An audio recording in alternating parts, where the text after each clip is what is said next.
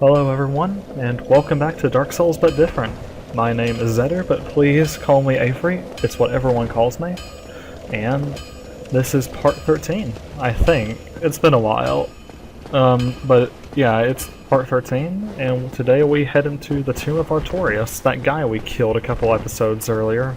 But you've probably forgotten who he is if you kept up with the series, haven't you? It's been a long time, I'd say. In the previous recording of the same episode, I was working up a sneeze, and it killed the entire commentary, so let's try this again, shall we? We are fighting some broccoli men, and the broccoli men aren't... They still don't do it at all, do they? And if you've been paying attention, and I'll just probably remind you, we've been through here before, and now we're actually going this way instead of the way to the Ulasil DLC area. It's been a really long time as well. It's kind of crazy, it really is. I never thought that it'd be so just strange going back to this and really just doing this again. It's rough. It's not like super time consuming, you know, but it's always something you gotta work with. But we got a new microphone, you might be able to tell the difference, you might not. They still sound like I'm inside of a sock, so hey, what can you do? I'm not sure if we did this already, but I wasted like a couple million souls on the Crest of Artorias to actually let us progress through the game. But screw that crap, we're probably not going to be going down there, are we? No, we're just going to get caught in the geometry. Right. Over here is a secret wall, it's a lying wall, and there's a bonfire. Yeah, you hit that wall.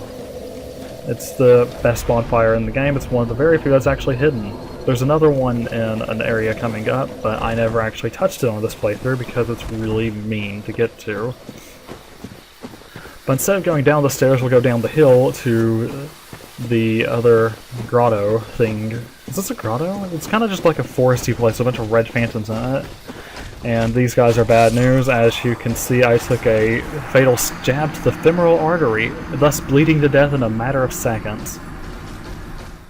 And that's our first death of the new day, huh? Doesn't that suck? No matter, we'll be alright. We can just run past them. They're slow and we're fast. Well, we're supposed to be fast. I'm not so sure about how fast we are in the brain, but we'll figure it out. And we're going over to fight a boss, because otherwise we would have no reason. He tries to do it again, but they just can't do it. I am on a roll today, my 15 iframes really paying off. And I've got a sniffly nose, if you can hear. I deeply apologize. Deeply apologize for the sniffly nose. Over there, in that little corner, you can summon someone if you're a human, but I'm a zombie, so I can't do that. So we're just gonna head up these stairs and go through this fog wall instead. Into, like, what, the easiest boss in the game? Oh dear, how much sniffling's gonna happen this episode? But that's the Moonlight Butterfly. The Moonlight Butterfly is one tall, evil, mean thing that can kill you in one hit if you suck at this game. Thankfully, I've got 200 hours of experience under my belt, or like 262 hours of experience under my belt, and we are gonna shoot him a lot. That attack right there has killed me more times than I'd like to admit. It taught me the hell to dodge. That attack has hit me more times than I'd like to admit. Either of which are that difficult to avoid. It's just... sometimes you feel like you need to dodge when you can just walk, and it's a really strange mentality to get into that, if anything, Kingsfield taught me to do. Not saying I actually played Kingsfield, but Kingsfield can teach you a lot of things that you'd never really think about doing. Or for that matter, Resident Evil. In my long hiatus, we've played a lot of games, and one of which was Resident Evil 4, and I have to say, if you haven't played that, go get a PS2, go get a PC that can run it, and play that crap, because that is a fantastic video game. Moonlight Butterfly is getting angry though, I'm not giving it enough attention, so basically the strategy for it while it dies horribly is essentially it will do a couple magic attacks, and then it will lay down to rest for a little bit, which is essentially saying, hey, hit me, and then you go and you kill it, because at this point I don't think you'll have any trouble with him at all. As long as you either have A, a good shield, or B, you know, a dodge that isn't, you know, the I'm going to kill you with my sheer weight dodge. That's a screensaver. We don't want to be looking at that. We want to be looking at our Dark Souls playthrough that we've done. We've worked on so hard and excommunicated everyone in the making of doing. I apologize to anyone who was excommunicated, though. But hey, you gotta do what you gotta do. There's a Squatting Andre, and Squatting Andre has the Watchtower basement key for us, as well as the Divine Ember. And Divine Embers are pretty alright. They cause that to happen, as you can see. Causes the, what's it called? The Workman tools, I guess you could say, to spaz out. But now that we've had our episode with that guy, we're going to go downstairs instead of downhill and go into the most annoying room on the game. The forest. It's actually one of the best places to PvP because you could really mess some people up. But we are going to be trying to lure someone out who has killed me with my own sword once. And is it me or has this gone really loud all of a sudden? We're going to have to fix this. Here, let me see. I'm going to turn this down a little bit. And that's a guy. That knight right there, he has a claymore, and he is a huge butthole. He just is. He does more damage than you will ever amount to in this game, and he will kill you in 2 hits. Then again, this is New Game Plus 7, what were you expecting? And this guy's just a dick. This guy right here, he's just... I'm gonna shoot magic at you. I've died more to him than I have died to anything else on this game. I think. Memory's a little bit off, haven't played this game in a really long time. But, yeah. One thing when you do this commentary as well, you really gotta get used to talking for long periods of times, because you'll get these really awkward, really weird silent moments, you know? And it's just really, really awkward. Like, I could be talking, and then, you know, I could just have this really big pause. And I'd come back, and I'd probably scare someone, you know? And scaring people is bad. You might, you know, give them like a fatal heart attack, and they might kill over, die. And next thing you know, you don't have just a copyright strike, you're dying. Maybe you shouldn't have put that music on it. Hey. Although everything bad can happen at all at one time, I think. But this guy's a real doofus right here. But don't worry, I'm a doofus as well, as I learned from my foreplay against him. He is a cleric, that means he can heal himself and doesn't give a crap what you think about it. I've hit him once and he has decided to heal, which is fun, because he's just decided to lead me into his bandit friend, who is about to get murdered. And while he heals himself, I'm going to parry his face open and then cut his head off, but I don't want to do that. I actually want to get the Hornet Ring on. But instead he's just going to do this, so I'm going to chase him down and make a fool of him.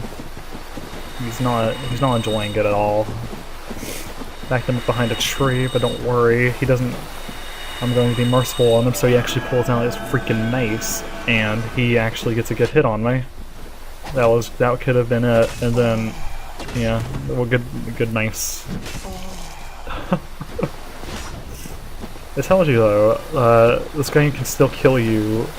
It can kill you as easily as it can when you're level 2, when you're level 200, because that's just Dark Souls, and that's just how it rolls, and I enjoy that. You know, if you're overpowered and going through a game all the time, it gets boring. It really will. Unless you're like really into that and having that power craze excites you. And I guess that's okay. You can't really get angry about that though, because everyone has a different way of playing a game. There's this...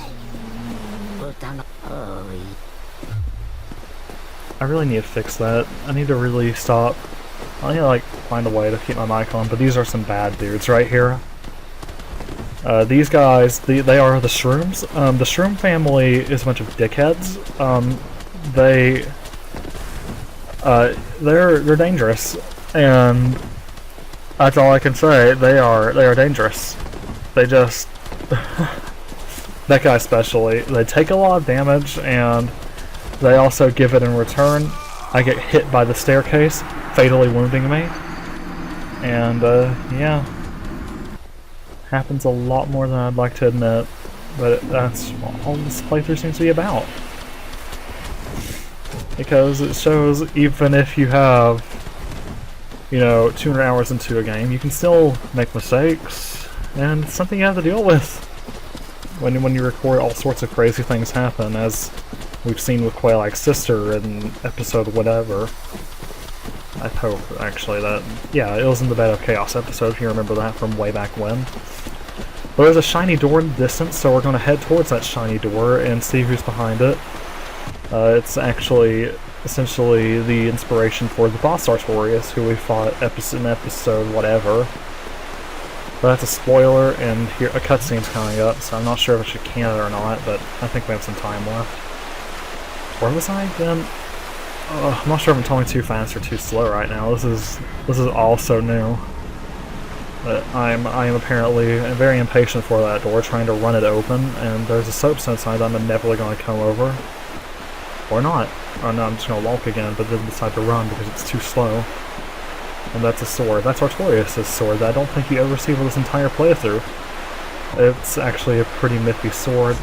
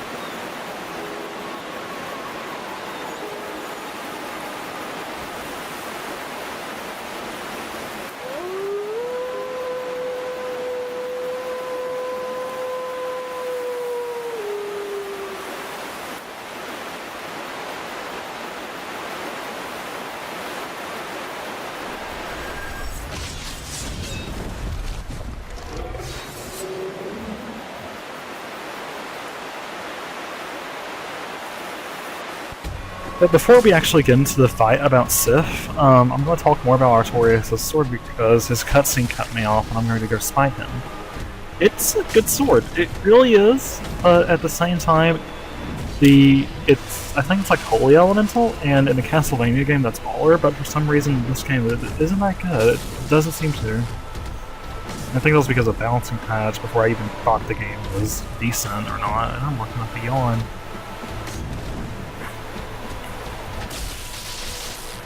That the microphone enjoyed that, didn't it? But yeah, the sword itself is okay, but because of how the game's been balanced out to make essentially physical damage one of the best for high-level characters, it's kinda falls flat. Or at least in my experience with it, unless there's like some godly use for it that I haven't realized. But Sif is one of the very few, is essentially... He's like Artorias, but he's a lot more of a lighter Artorias, if you get me. He is not as brutally fast-paced. Uniquely, though, he has an attack that can kill you in essentially one hit if he does that little 360 thing. And it's you have to just dodge it, like that. Roll left and roll forward just to get the attack. And he likes to spam that a lot on bad days, but thankfully it's easily punishable. And also, because of Sif's just huge scale, sometimes it's hard to see if you actually have to dodge, and sometimes the game will just Dark Souls 2 you, where you dodge an attack but get hit anyway. And that's Sif. I don't even have enough breath to talk about Sif. Anyway, that is episode 13 down. We've got a couple more to go. But we'll talk about the new way we're going to be doing videos later as we chuck down some more humanity. Anyway, I hope you guys have a good day, and everyone, yeah, chill.